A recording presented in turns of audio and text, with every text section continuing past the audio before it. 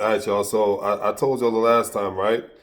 I'm terrible at relationships. Like I am terrible at relationships.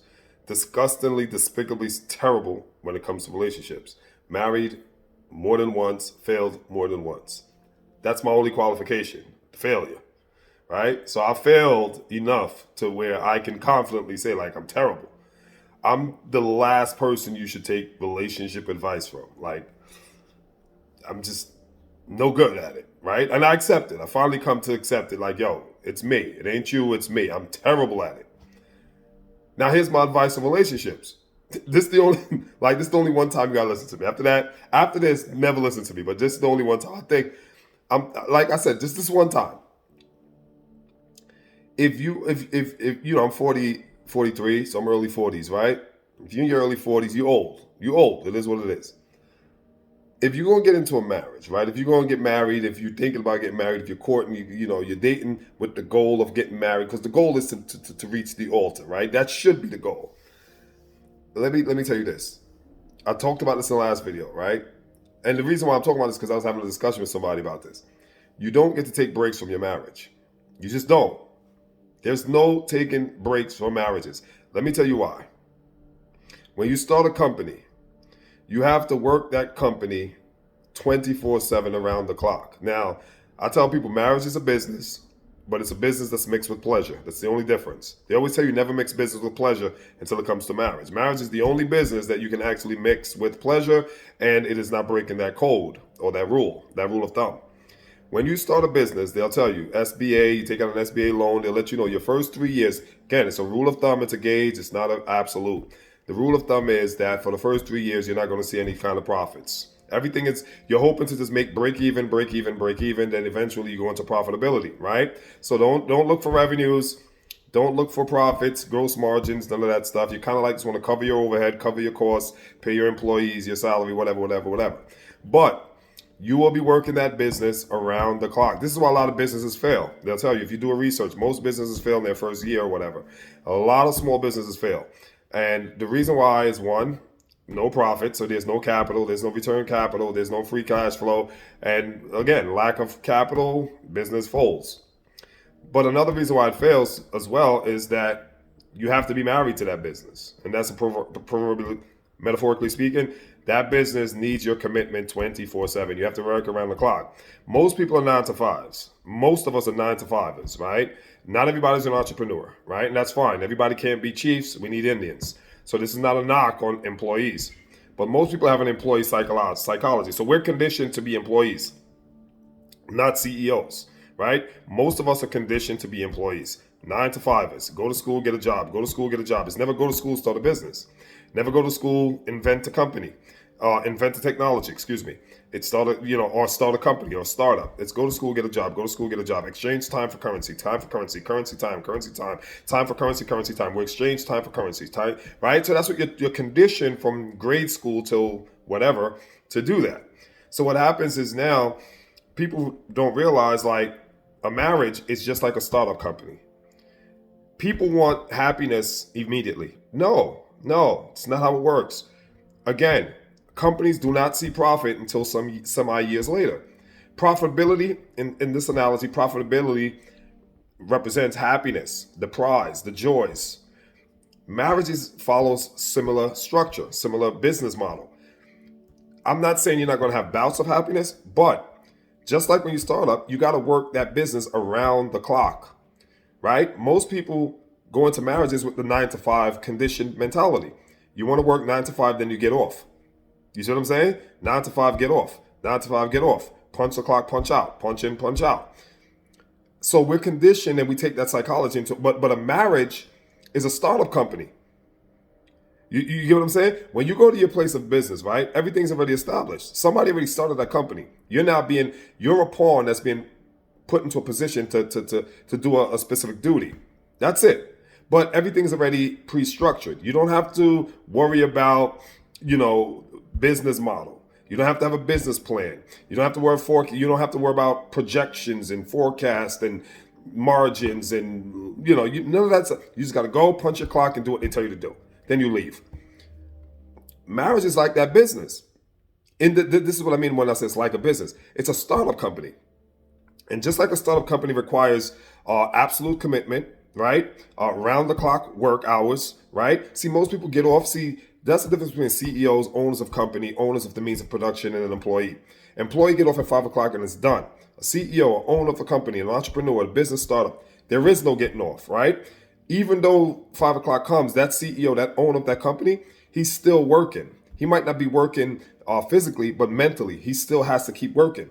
That business is until it starts operating on its own, till it reaches a certain flight level, like airplanes, till it reaches a certain level where it goes into autopilot or whatever. It has to. That business needs constant investment of time, energy, mental, whatever. Marriage is the same thing. You don't get to profitability, and in that case, marriage would be happiness, joy, and all the fruits of trappings of success in marriage. You don't get that right away. Again, it's a gauge, the rule of thumb. It's not an absolute. Don't point to the one person who has happiness the minute they say I do, right? Don't. I'm sure there are people out there who get the first year. There are companies that's profitable year one. It happens, but we gotta use general statistics. You can't find the one anomaly, the one off, the one exception to the rule and use that as a standard, right? You have to use common sense dictates, right? So the marriage is the same thing. It's like the first couple of years, you got to put that work in, or else the business is going to fail. And if you go research right now, percentages of businesses that fail in their first year, it's over 50%. Percentages of marriages that fail in their first year, it's over 50. It's almost around the same thing. And that's not a coincidence. The principles are the same, although obviously there's obvious differences. I don't even need to tell you guys. There's obvious distinctions between a marriage and an actual business product. There's complete night and day distinctions. But the principles are identical. When you start in a business, it's brand new. That works against you, especially if you got a new product that you're bringing to a market where you have no consumers. No one knows. You have this new technology or this new invention. Fantastic, great. But you don't have a brand. No one knows you. So you might have a fantastic product, but no one knows your name. So the fact that you're new, it actually works against you. Same thing with a marriage. It's new. Your business haven't been tested. It hasn't gone up against its competitors. There's no track record. There's no trail in 12, which means how has the business performed in the last 12 months to do a contrast and comparison and forensics of the numbers and, like I said, debt to equity ratio. There's none of that. Same thing with a marriage. There's no track record. You just got married. It's brand new. And the fact that it's brand new actually works against you, because it hasn't been tested, it hasn't been tried, it hasn't been bombarded with the neutrinos of life. So it's the same kind of concept. So it needs, what it has in commonality with the business is it needs your complete, absolute commitment to work. And this is why not everybody is an owner or a CEO. You have to have employees to punch the clock, punch in, punch out, punch in, punch out. Not everybody can be a CEO or the owner, the entrepreneur. Not everybody can be married. You see what I'm saying? You have to have that same kind of entrepreneurial spirit to understand that it is work around the clock for this business to succeed. It is work around the clock for marriage to succeed. People get this is like a huge misconception, right? Too much Cinderella, too much Disney World, whatever. Too much La La Land, whatever. It's work. It's work. It's work. It's work. It's work. It's work. And just in the last video, I talked about this. Sometimes you don't want to go to your business, even if you're a startup, right? There's days you probably wake up, you just want to scrap the whole thing. You want to fold it all up, give the loan back, whatever. But you do it anyway because you have that entrepreneurial spirit and you want to see it through till the end. You want to see the fruits of your labor. You want to see the success. You took it from the bottom to the top, whatever.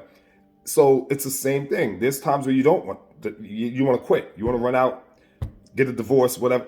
But you have that same entrepreneurial spirit that's going to kick in and say, you know what? No, I'm going to put this work in. You know what I'm saying? I'm going to put this work in. I will see the fruits of my labor at a later date. But before that, before we go into marital profitability, we might have to run a deficit. We might just get to cover our overhead. We might just be breaking even. And breaking even is not good. It's not necessarily bad, but it ain't good. You see what I'm saying? Because you're not making no money. You're just staying afloat. And how many marriages just staying afloat? You see what I'm saying? So until you get out of that rut or get over that hunch to get into profitability, where you're paying all your employees, you're covering all your costs, your overhead, and you have your 20% above your expenses. So you're netting 20%, 15%, right? You're starting to see a little bit of increase. And as the years go by, it goes from 5% increase to 10 to 15 to 20. Next thing you know, the business is running on its own. It's on autopilot. Now you can go take vacations. Now you can probably start another business, whatever. Now you are free, so to speak. You have some free range. You have some latitude because the business is now self-sufficient, and it's what's called business viability. It's viable, meaning it stands on its own, right? You might hire some people to come in now and actually do what you've been doing. So now you fall back. And it's the same thing with the marriage, right? It's like, okay, it's now maritally, I think you could say that, maritally viable. Maritally would be an adverb of marital. I don't know, maybe I just made that up, whatever. It's now maritally viable. It stands on its own. And it operates like an airplane reaches a certain latitude. It kind of like free flows. You can put it on autopilot. But until then, you got to put the work in. And that's the thing. Most people are 9 to 5ers. We've been conditioned to do 9 to 5. 9 to 5 would be the equivalence of just dating. And then when you can't, 5 o'clock, I'm out. 5 o'clock represents that time when whatever. Something happens and you're like, all right, I'm out. Punch the clock at 9. 9 is we just met. Everything is wonderful. Honeymoon, blah, blah, blah, blah. 5 o'clock is, he's starting to get, this nigga get on my nerves. All right, she asking too many questions. Time to punch out. So most of us got 9 to 5 mentalities. So you can't go into a CEO's position, which is marital, right? Or an owner of operation, a business startup, that's marriage. That's what that represents. You can't go into that position with a 9 to 5 mentality. Till next time, y'all. Peace.